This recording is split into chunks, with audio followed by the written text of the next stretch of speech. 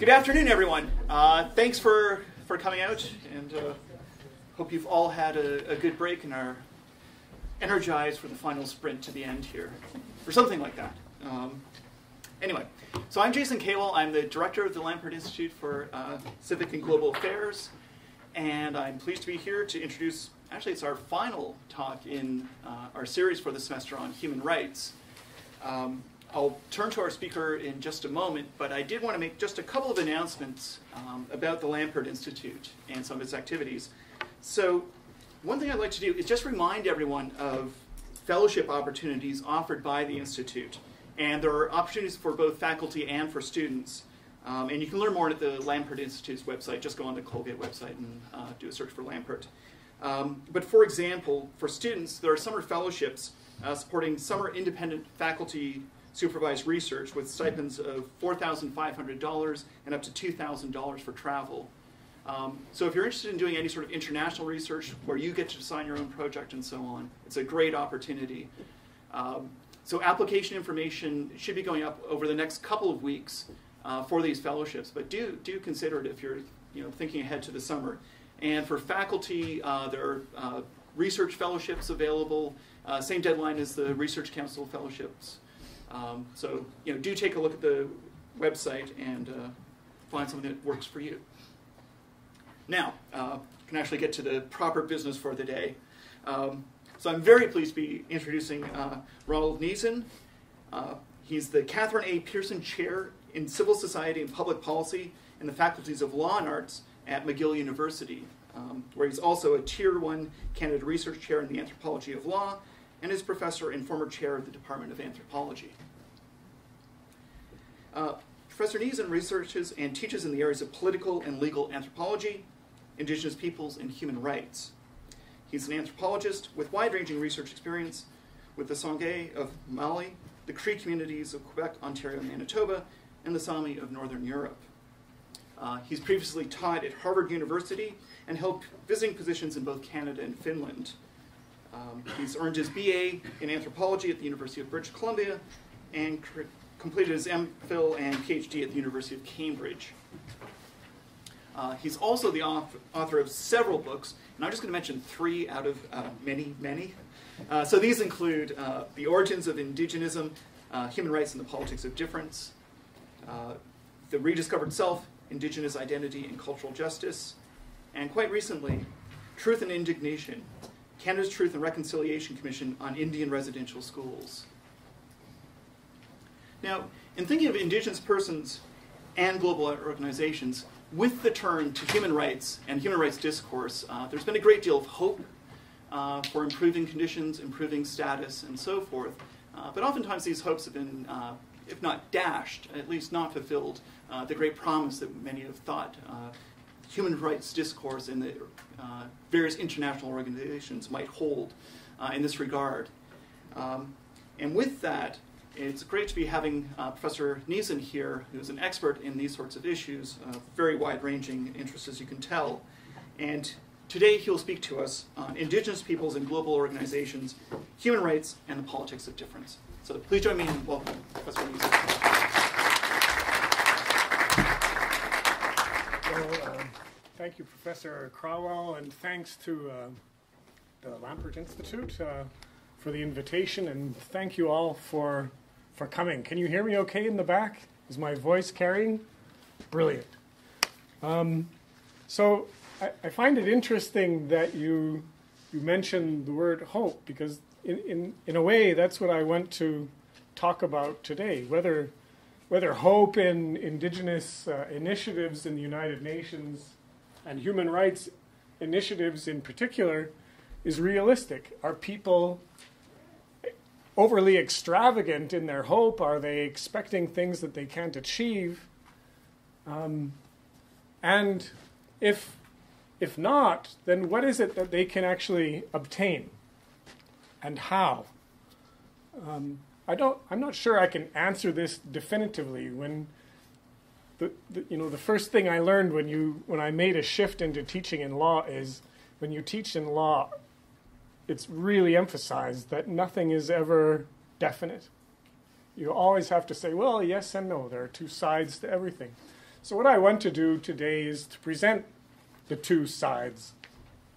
And I want to begin by emphasizing the diversity of the United Nations. And by the way, I should maybe back up, because one of the approaches that I take to the study of the UN and to human rights in particular is that of an anthropologist. And an anthropologist who doesn't study just human rights complaints and violations of human rights in the ground. Many anthropologists do that. But there are also anthropologists who work in the United Nations, where the experts and the diplomats and the delegates are their interlocutors. And the UN itself is a field site. So they've crossed the gate and they are engaged in the United Nations as part of, as you would study an entire way of life. And so the approach is that of institutional ethnography. One of the books that I've produced recently, co-edited with Maria Sapignoli, is actually called Palaces of Hope, the Anthropology of Global Organizations. And this includes the United Nations, the World Trade Organization. We got a variety of contributions. So there are anthropologists who do this kind of work. But when I mentioned the title to people, there's so many people that are pessimistic about the UN. They thought, why do you call it Palaces of Hope? It should be Palaces of Despair or Desolation, or some sort of word like this, right?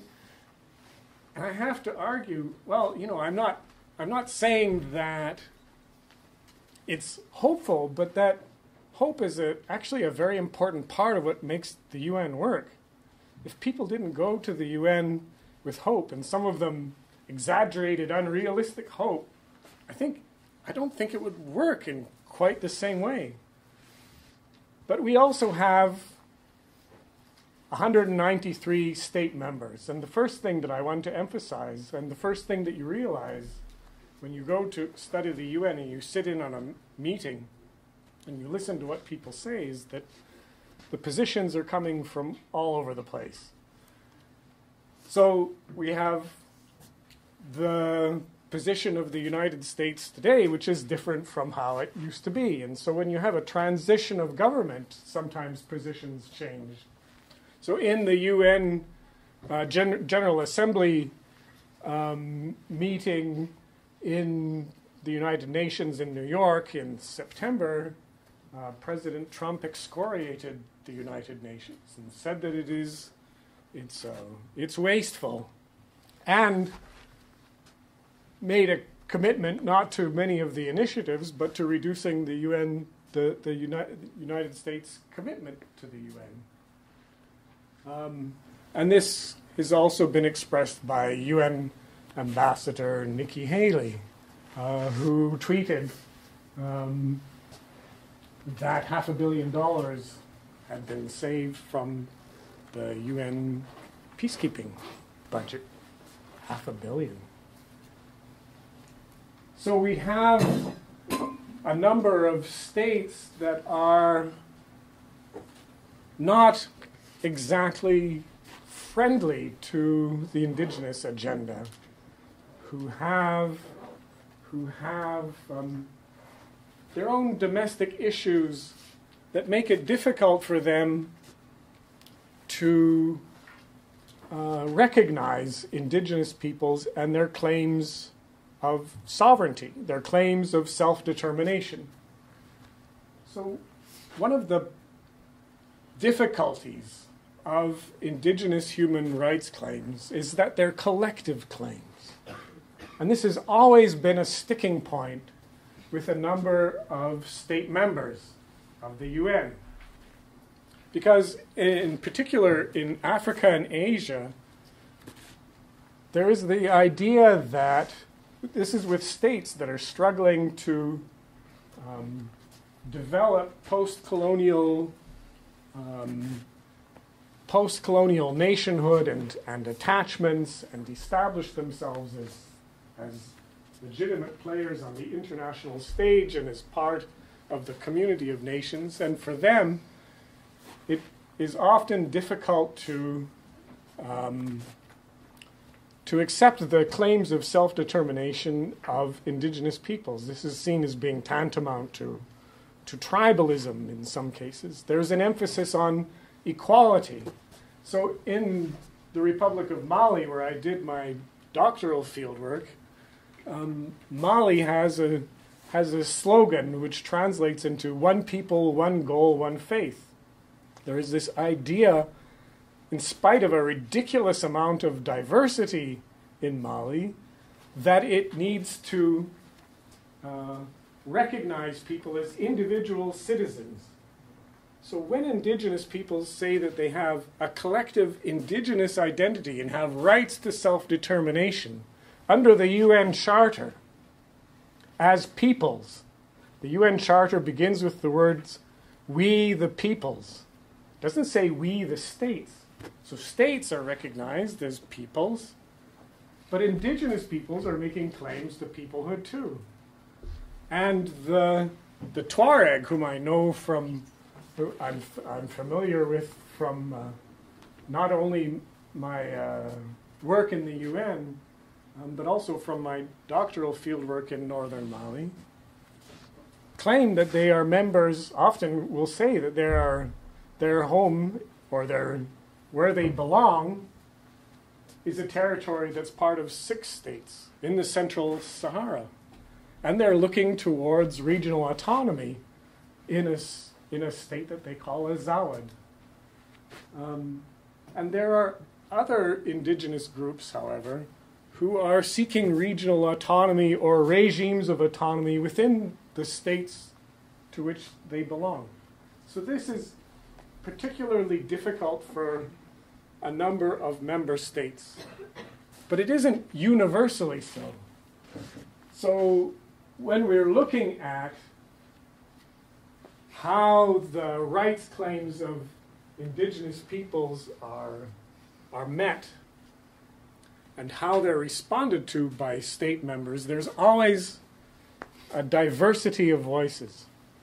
And in some cases, you can more or less predict where the state is going to align itself and what they're going to say in a particular context.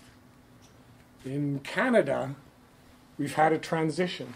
So in the 1990s, Canada was adamantly refused any notion of indigenous rights to self-determination.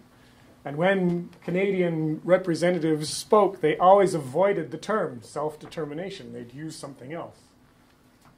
They'd use, instead of using the peoples with an S, they would use groups or people without the S. They used that a lot, to the point it became known as the Battle of the S.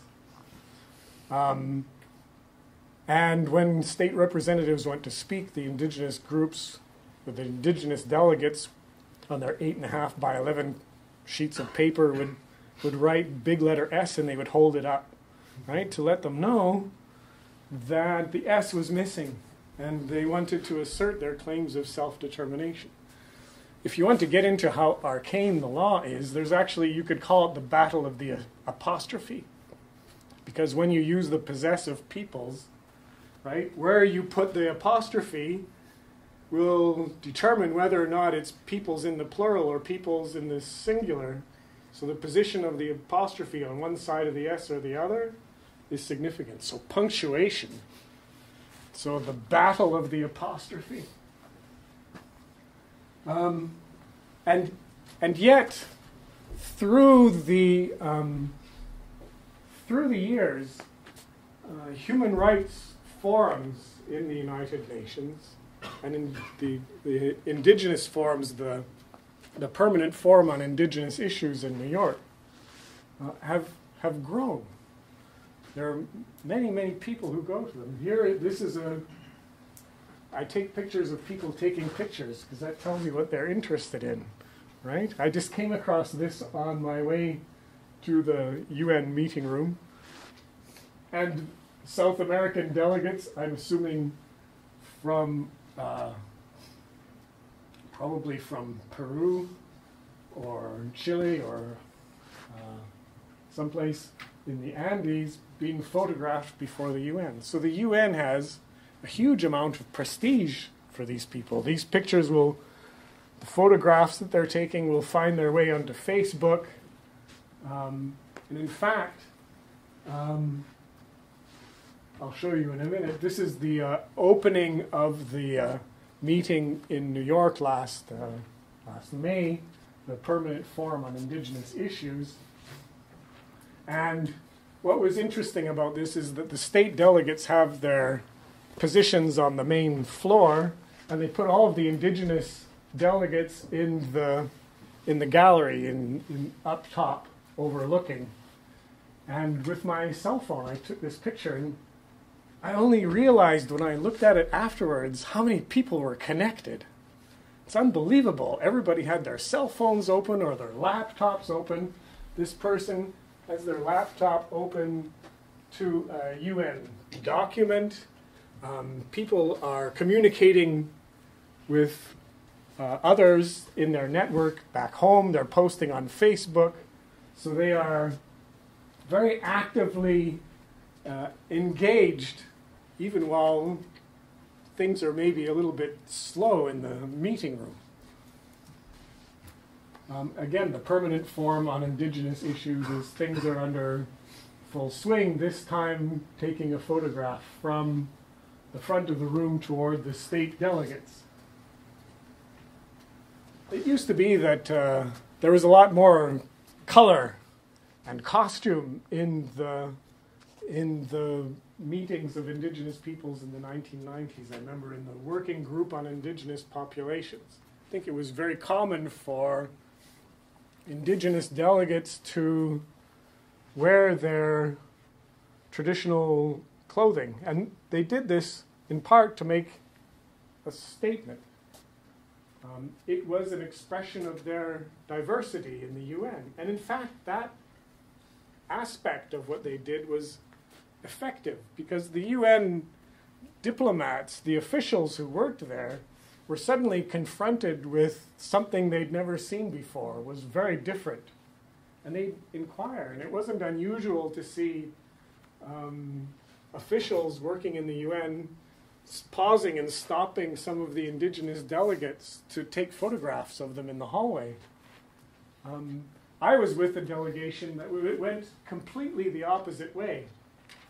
The Crees, the Grand Council of the Crees of northern Quebec, became known amongst Aboriginal people in Canada as the Quebec Mafia, because they wore dark suits and ties. I remember getting in a taxi with them one time, and everybody had the same sort of tie, the same kind of pattern. And they looked at each other and they laughed, and I said, "What's going on?"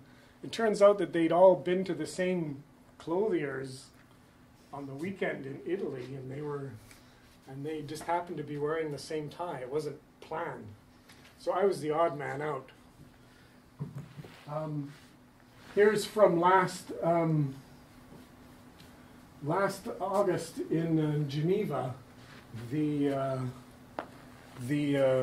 room that has the ceiling done by a $30 million renovation of the Palais des Nations, this room in Geneva by a Spanish architect. And here we have the actual human rights meeting. It's called the Expert Mechanism on Indigenous, on the Rights of Indigenous Peoples, or MRIP.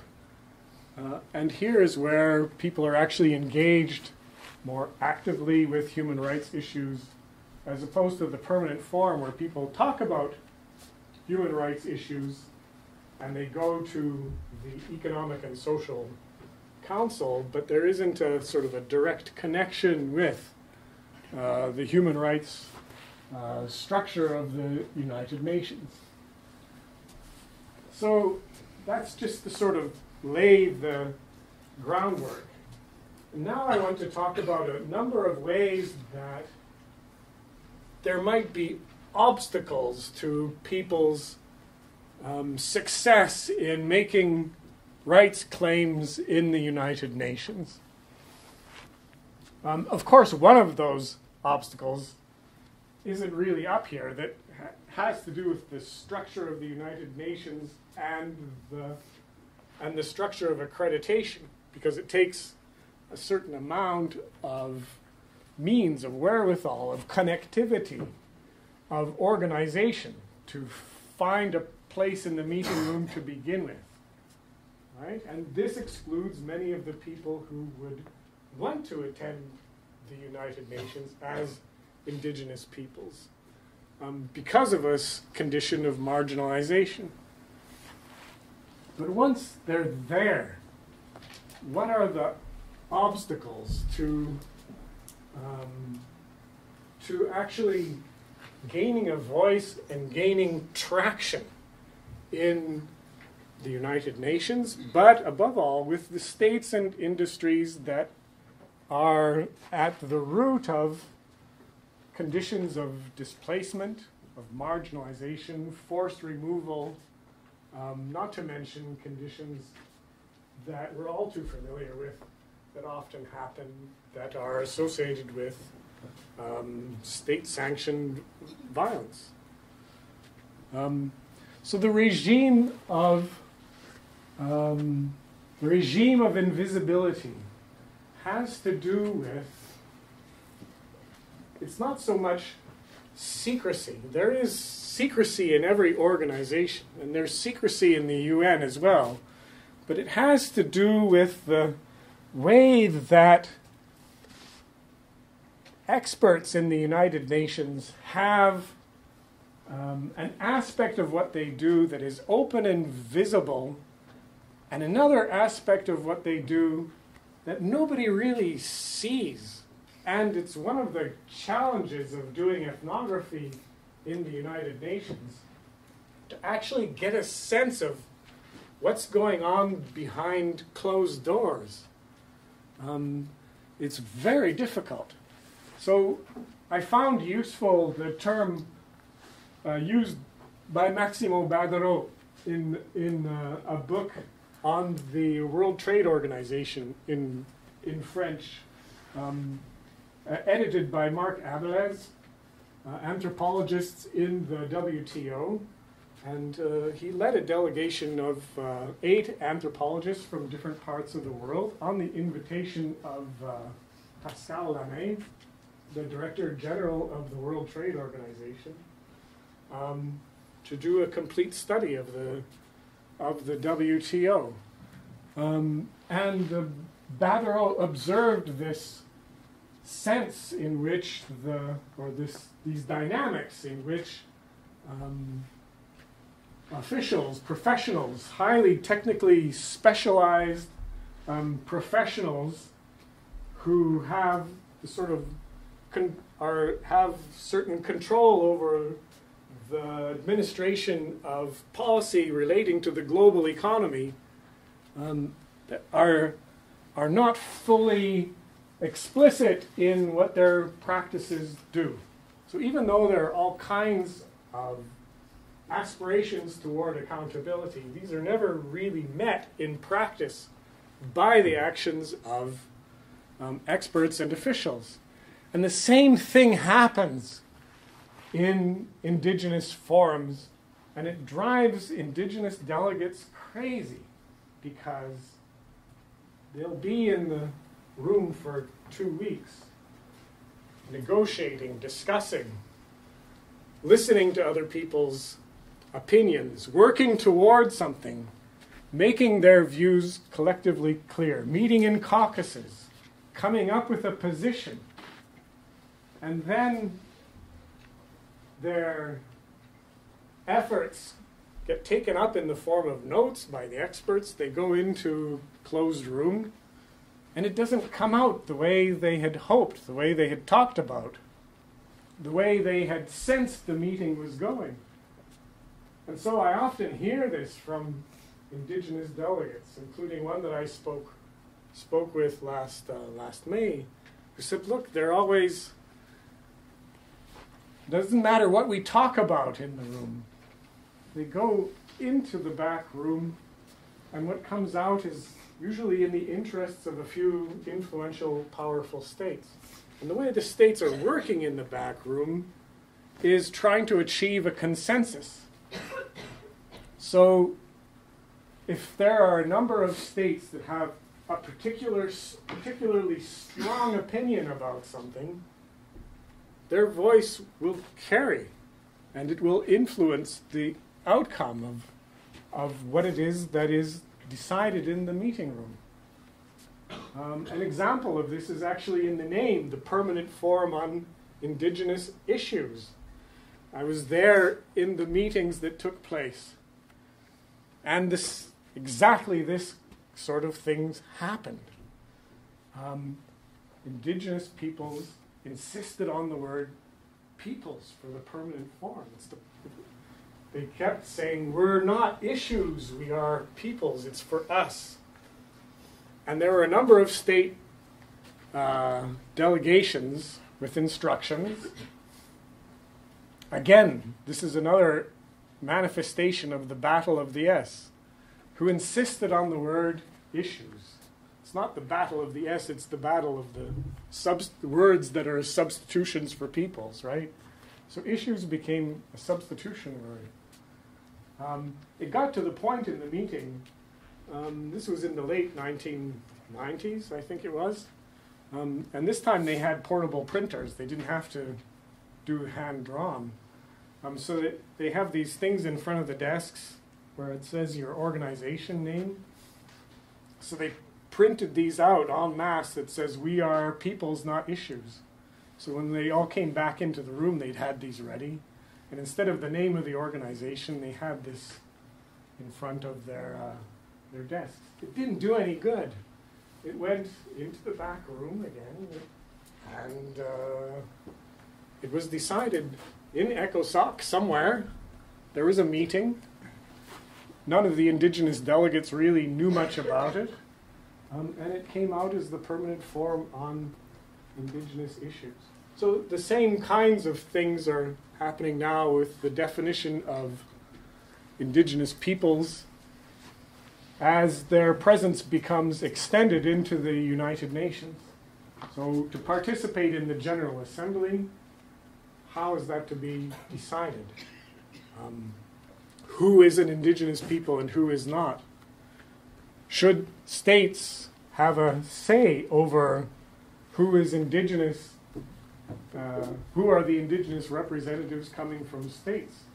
Indigenous peoples say no, and there are certain state delegations who insist upon having this right. But if states can control who attends, they can also control what kind of voices are taking part. So there is this tension, and it sort of continues. And there are obstacles. There are states that are not really, that feel it is not in their interest to pursue this rights of self-determination. And this appears sometimes in this regime of visibility or invisibility. Maria Sapignoli, with whom I collaborated on the edited volume Palaces of Hope, has also written a study of the San and their rights claims in the Kalahari against displacement. And her observation in that context is that the state of Botswana repeated many of the same kinds of arguments for years. And she refers to this felicitously, I think, as a violence of repetition. It's not an actual violence, it's a metaphorical violence, but it's a violence of that takes place through repeating the same discourse or the same kinds of language, so that the officials who are in the UN become used to hearing it. It becomes a familiar argument, and through repetition, it sort of increases its hold, right? The nail sinks deeper, and it begins to sort of take hold and gains more influence and more traction. So this discursive power through repetition is something that states engage in, whether consciously or not, but it's certainly there. But in a way, and Sapignoli points this out as well, the same kind of discursive power is available to Indigenous delegates.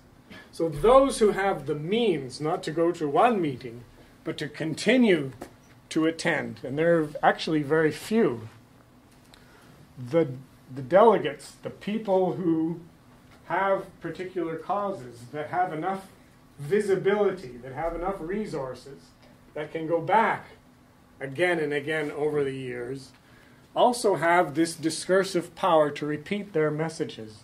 And this has become very important in the international movement of Indigenous peoples as the language of Indigenous peoples has percolated into the United Nations to the point that it isn't new anymore. But I'll get to that. I want to be pessimistic for a little while more. My own work on public opinion also is a sort of another way to look at some of the limits of human rights lobbying and claims making. Because if you think about it, the leverage that people have when they go to the United Nations or when they're making a human rights claim on behalf of Indigenous peoples, and this can also be more broadly generalized, it's to a wider audience, largely a Euro-American audience, if you look at who responds occasionally.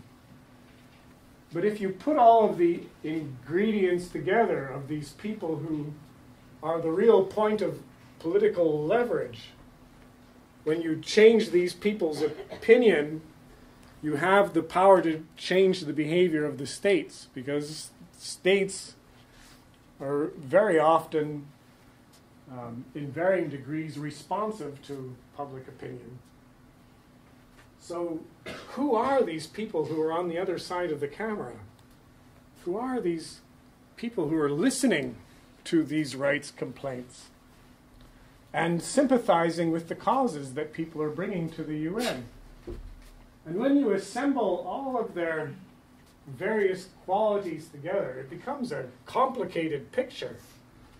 And if you put that complicated picture together in one place, you come up with, as I put it, basically somebody who is a typical, perfectly normal, conflicted, hypocritical, half-formed teenager, right? And is this the kind of audience that is going to respond or not?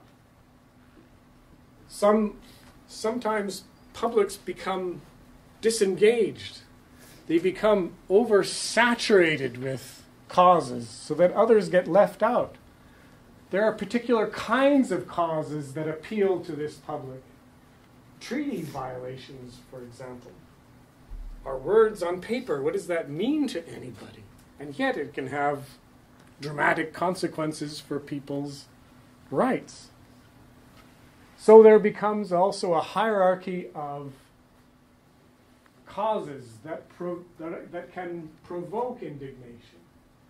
A hierarchy of victims, of people who can successfully reach out, of groups that manage to have the kind of broad appeal that can gain leverage with a popular audience. Now, why would I have this as a drawback? It's because not every group that has a human rights claim also can draw upon this level of appeal. Not every human rights violation is something that can produce sympathy in comparison with other rights violations, that can generate a movement, that can produce a response, a real response. that multiplies, right? And now with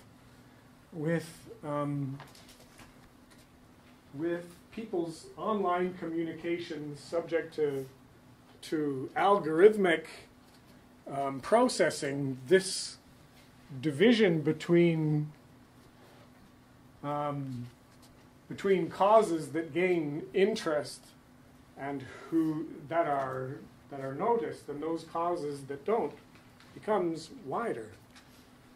It remains to be seen, I think, how much this is really going to affect the way that human rights campaigning works. But public opinion is clearly something that is going through change, and that is a difficult component of human rights as a legal phenomenon. Simply because it is not, human rights are not based upon justiciable law. It depends upon opinion at every point. There's no point at which, or few points at which, states can actually be compelled other than through the politics of shame to meet their human rights obligations. All right, so enough pessimism. What is it that it actually accomplishes when people go to the United Nations as an Indigenous delegation to register their aspirations and to talk about the way that their rights have been violated or compromised or are insecure? Well, we actually see the effect of the sort of the long-term impact of Indigenous peoples in international forums achieving a change of perception almost globally. What I'm showing you here is a sort of a wild part of the Wanganui River in New Zealand, which is the subject recently of an agreement between the Maori and the state, which gives that river legal personality. So that means that the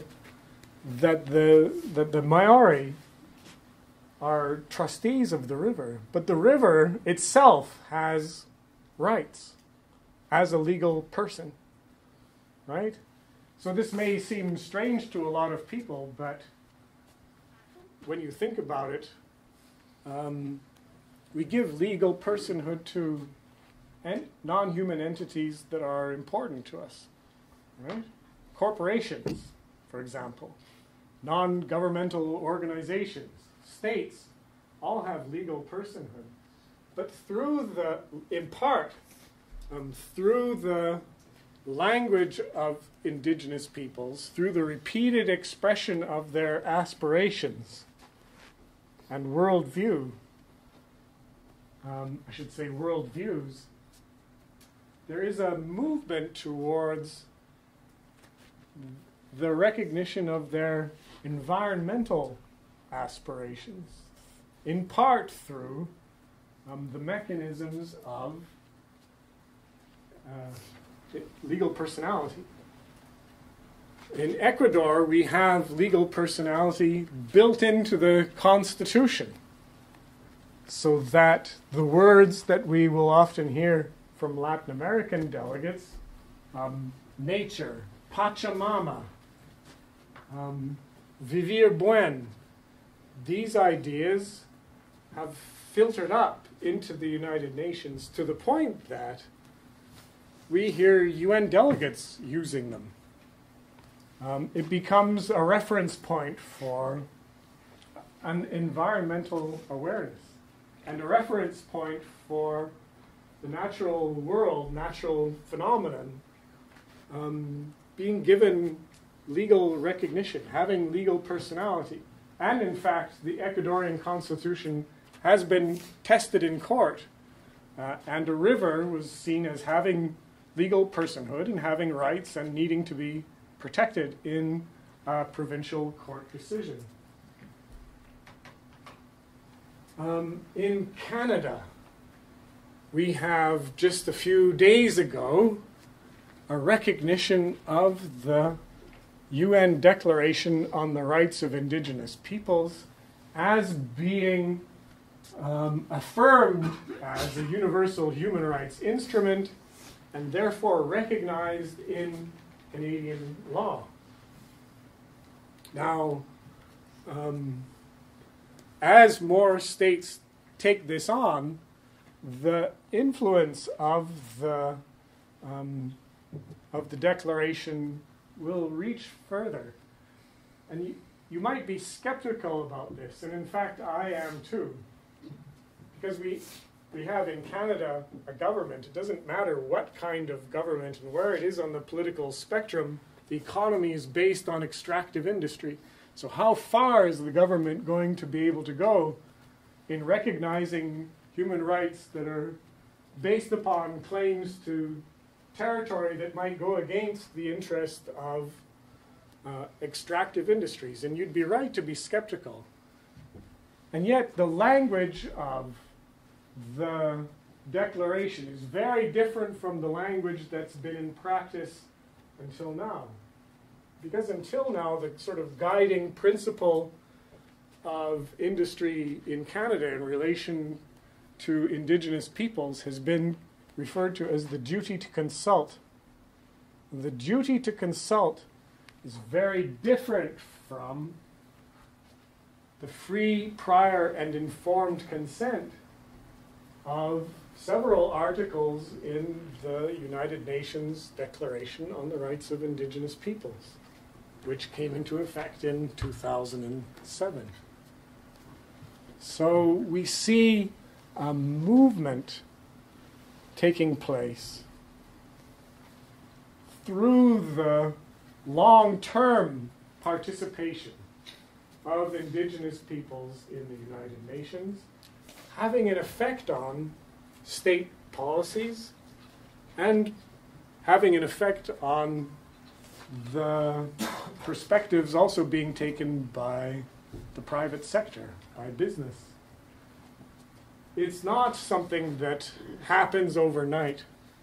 So it's true that many Indigenous delegates go to the UN for the first time every year, and you can see the disappointment when they realize that speaking into the microphone for 3 or 5 minutes won't have the effect that they had hoped, that it goes into a document, perhaps, if they're lucky. And where does that end up?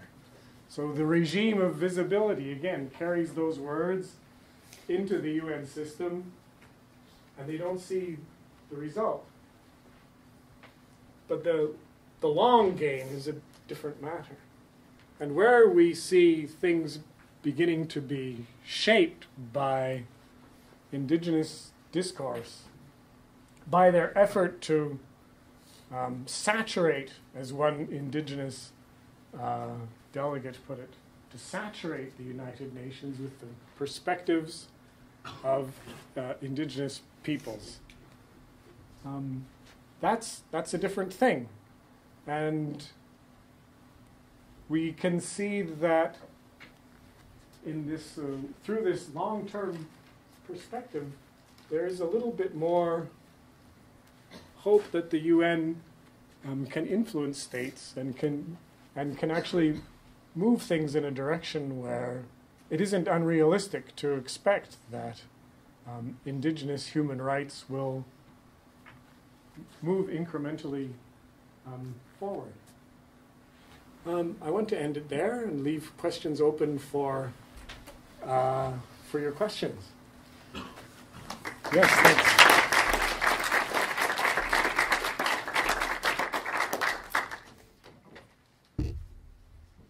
And we'll stick with the tradition of having a student ask the first question, and I will wait you out. Oh, easy. Do you notice a trend, as the scholars do, from a more tribal Indigenous identity to a I think the two are not mutually exclusive, and I think they in some ways they happen together. But one of the things that I definitely see is our global indigenous identity having taken form.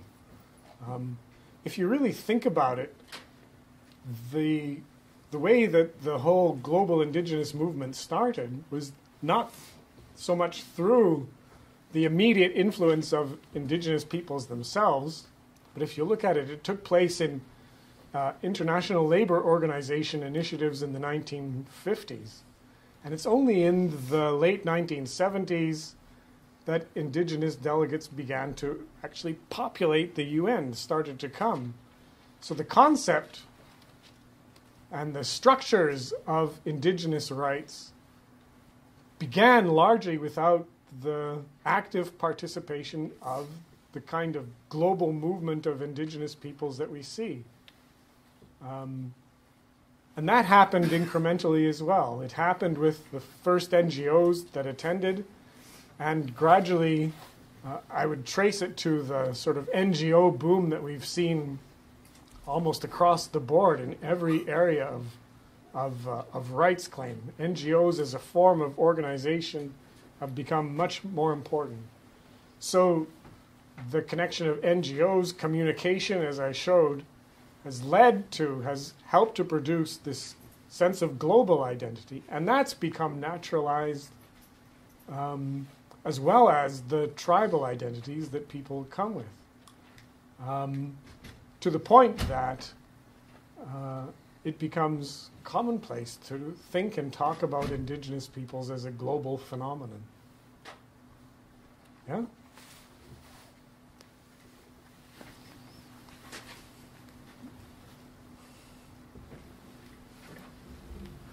So you spoke about this briefly earlier, and I'm wondering if we could talk about it in a little bit more detail. That is the definition of indigenous peoples, Right. with the plural.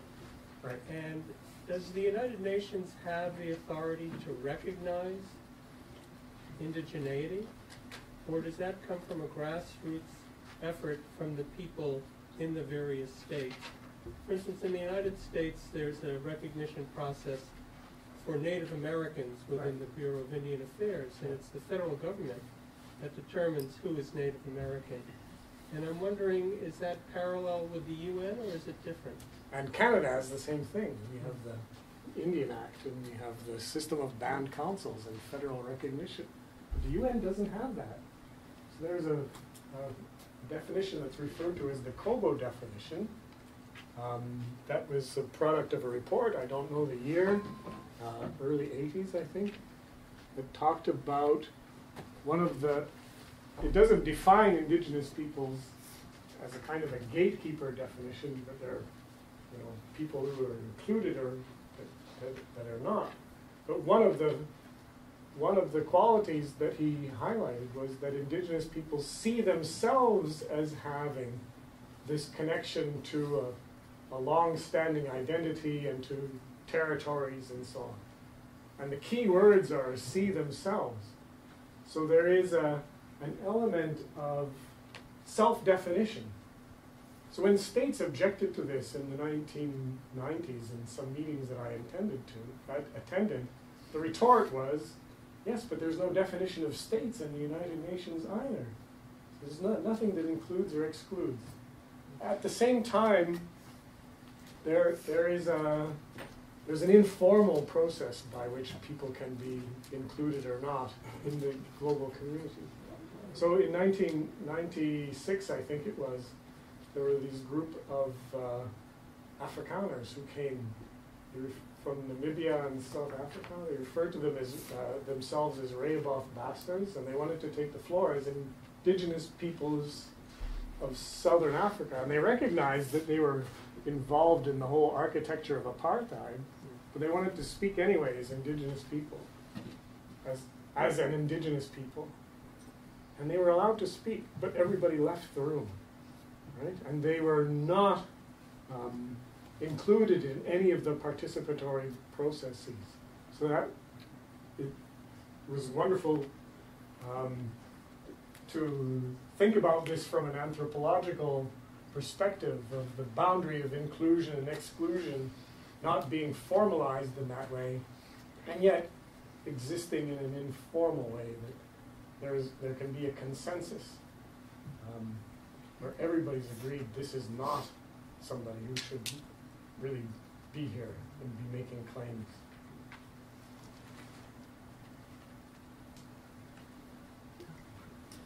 When you spoke before about Canada's view on Indigenous peoples, I thought you were going to say that things had changed.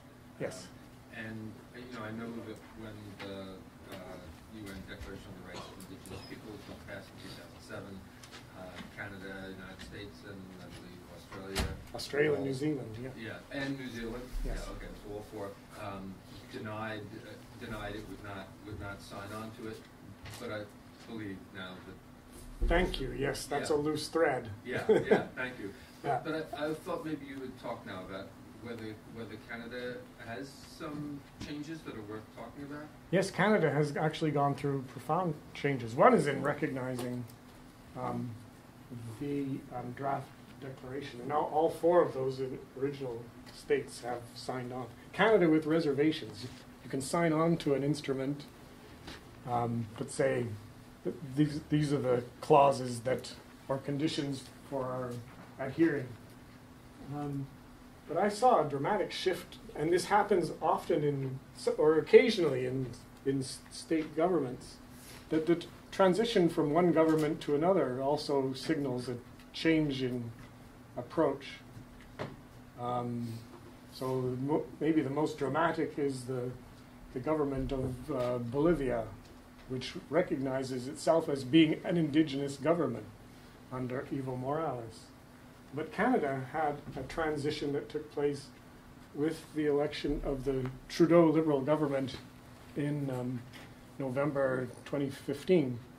And there was a shift from a government that basically obstructed a lot of Indigenous rights, was participating very reluctantly in the Truth and Reconciliation Commission on Indian Residential Schools, to a government that appointed an Indigenous Justice Minister that has just now, this past week, made a move to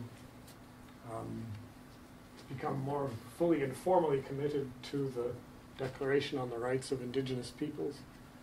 So the governments do carry different voices. There's diversity within the UN in terms of the governments that collaborate and promote the Indigenous agenda, but there are also changes that take place within state governments, such that you can see a dramatic shift from one elected government to another.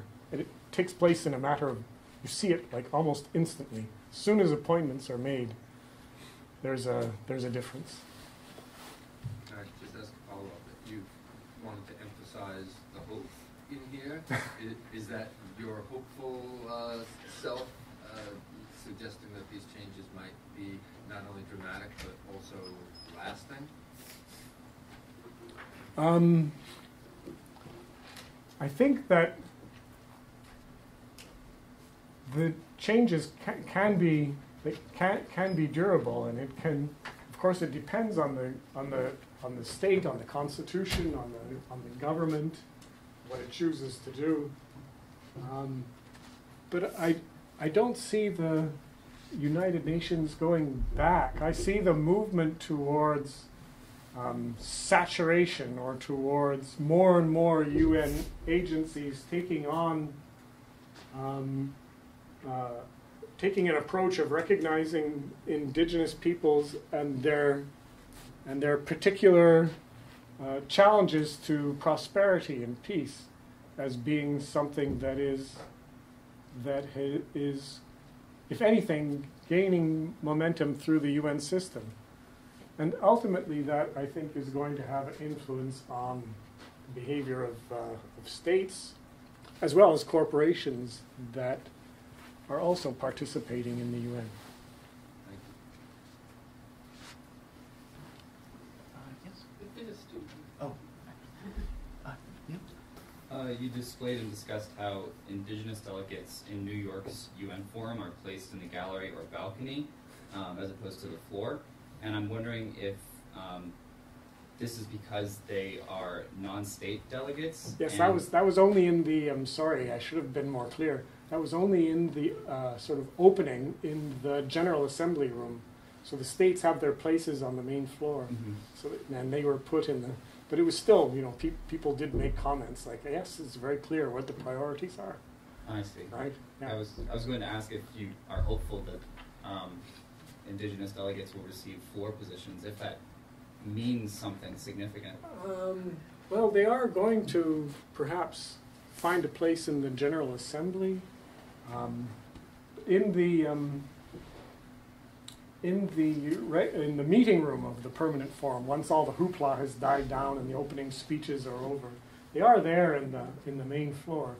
But it's true that the way the geography of the floor space tells you what the priority of the institution is. So as an ethnographer, you say, aha, yeah, of course, the states are closer to the front where the secretariat is.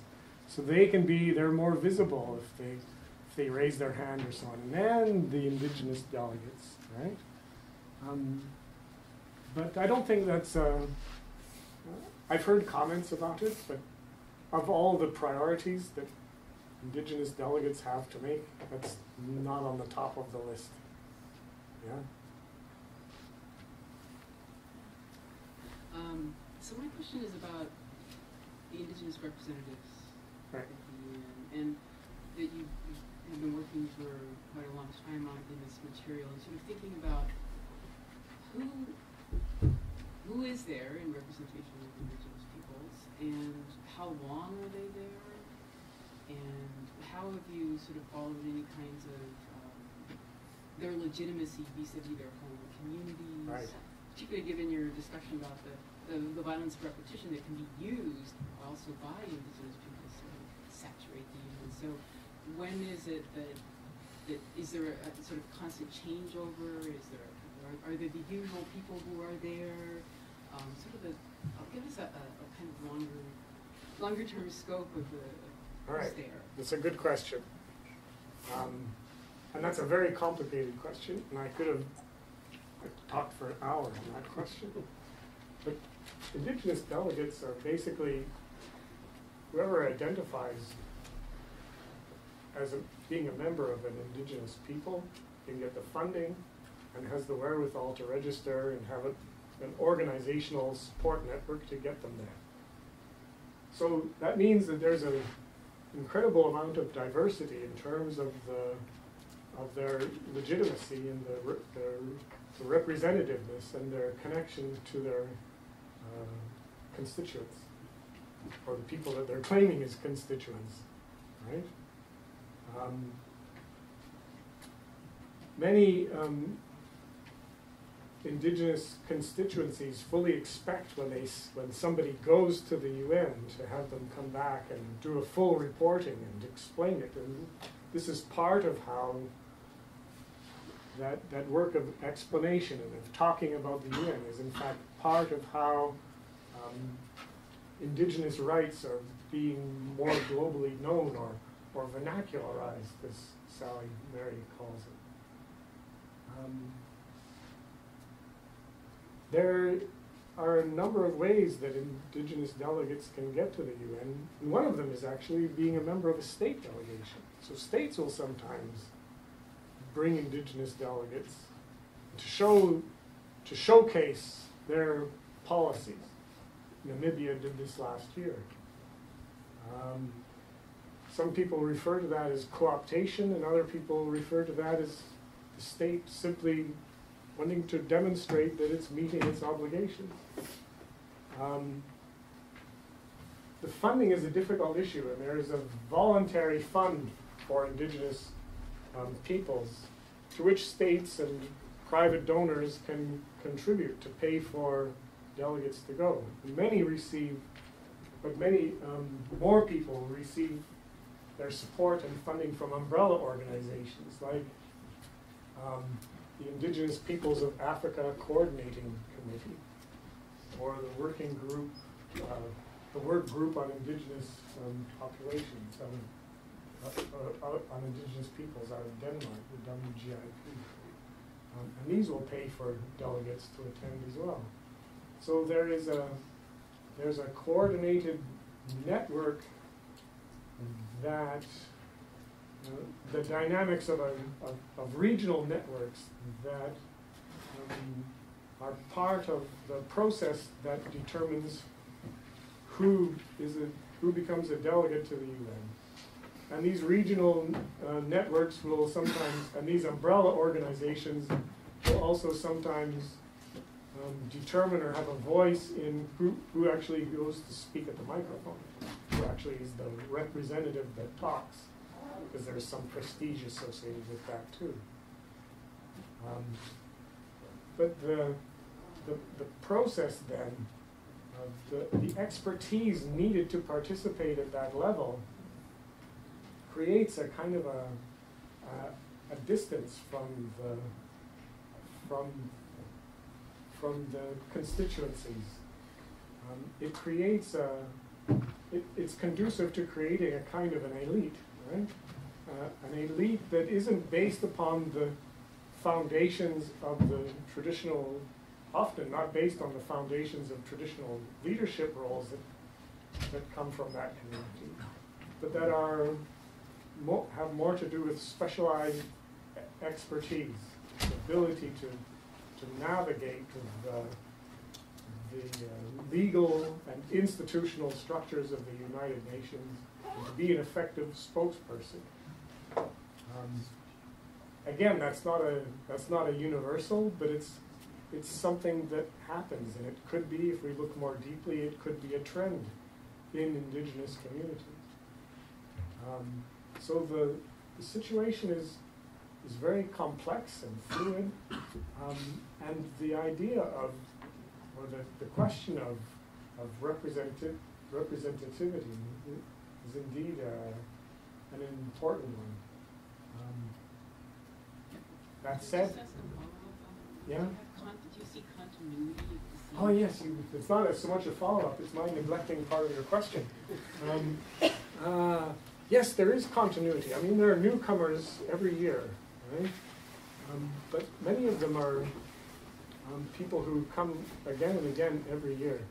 The Grand Council of Decrees used to come, the Quebec Mafia with their dark suits were there throughout the 1990s. But when the Permanent Forum was set up, they stopped coming, and I don't go with the Cree delegation anymore. They actually are represented by a lawyer who sits in for a number of Canadian organizations. But there are repeat players, and in fact, the most effective